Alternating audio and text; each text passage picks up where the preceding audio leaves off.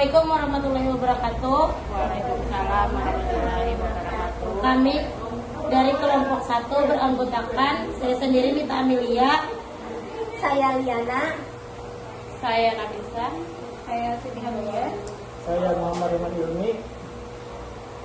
Di sini kita akan melakukan presentasi yang membahas berjudul bioenergetika dan siklus Krebs.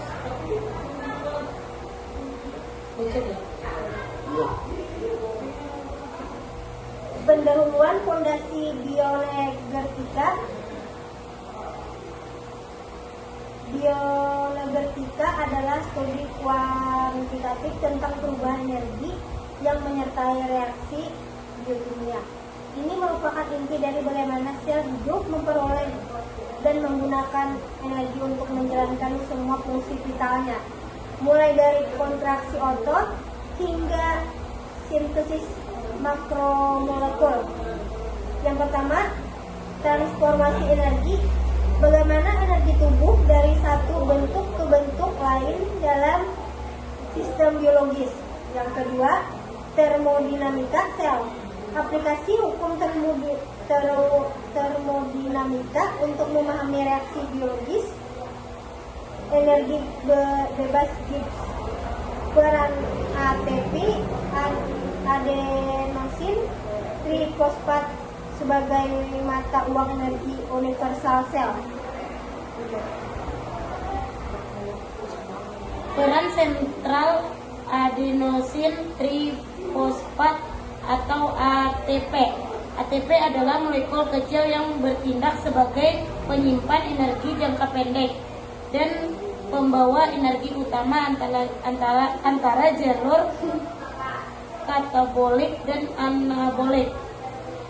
Pertama, struktur kimia ATP terdiri dari adenin atau basa nitrogen, rabusa atau gula pentosa, dan 3 gugus fosfat yang saling terkait. Ikatan fosfat terminal bersifat berenergi tinggi. Kedua, hidrolisis dan pelepasan energi. Pelepasan energi terjadi ketika ikatan fosfat terminal dihidrolisis atau dipecah dengan air, menghasilkan ADP, adenosin difosfat, dan fosfat anorganik atau PI. Reaksi ini sangat eksogenik atau negatif. Siklus ATP atau ADP. ATP secara konstan direaksi dan ADP dan PI melalui proses fosforilasi, memastikan pasukan energi yang berkelanjutan untuk membutuhkan seluler. 3. Tahapan respirasi seluler. Produksi energi dari glukosa atau substrat lain terjadi dalam 3 tahap utama, dengan siklus Krebs menduduki posisi sentral. Lipolisis di sitoplasma, sedikit ATP, naik NADH. Siklus Krebs di matriks mitokondria, ATP menurun, NADH atau FADH2 naik. Fosforilasi oksidatif di membran dalam, ATP akhir tinggi, banyak NADH. Glipolisis memecah glukosa menjadi pirufat di sitoplasma. Siklus Krebs atau siklus asam sitrat, oksidasi asetil KOA menjadi CO2 di matriks mitokondria. Fosforilasi oksidatif, transfer elektron yang menghasilkan sebagian besar ATP.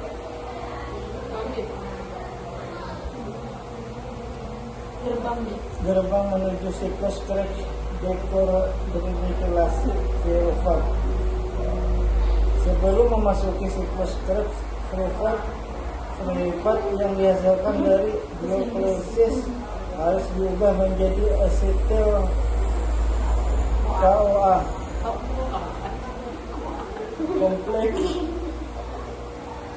kompleks privat dehydrogenase IDC. Resmi. Reaksi ini dikatalisis oleh kompleks multi enzim yang besar, yaitu kompleks privat dehydrogenase yang terletak di matriks mitokondria.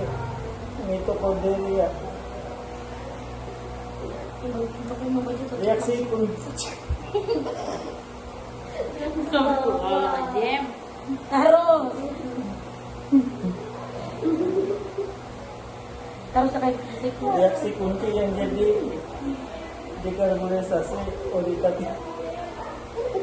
Harus kedua gitu deh. Reaksi kunci yang terjadi adalah dekarboksilasi oksidatif. Piruvat kehilangan satu atom karbon sebagai CO2, kedua 2 elektron dan 1 proton ditransfer ke NAD plus membentuk NAD. Ketiga, hasil akhirnya adalah asetil CoA, molekul berkarbon 2 yang siap memasuki siklus. Di sini ada siklus Krebs atau pusat metabolik sel. Siklus Krebs juga dikenal sebagai siklus asam sitrat atau siklus asam trikarboksilat. TCA adalah jalur amfibulik yang berfungsi sebagai katabolisme dan anabolisme. Siklus ini merupakan urutan 8 reaksi yang secara lengkap mengoksidasi unit asetil berkarbon 2 menjadi 2 molekul CO2. Reaksi ini adalah sumber utama koenzim redoksi atau NAD dan FAS2 yang akan menggerakkan produksi ATP dalam tahap berikutnya. Langkah kunci. Kesimpulan.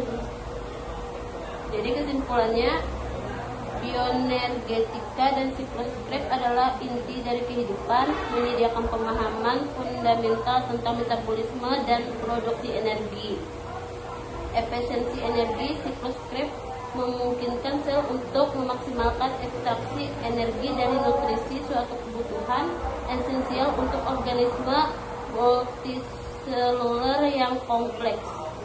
Yang kedua, jalur amfibolik. Siklus ini menyediakan prekursor penting atau intermediate untuk sintesis asam amino, porfirin, dan glukosa, menunjukkan peran ganda dalam katabolisme dan anabolisme.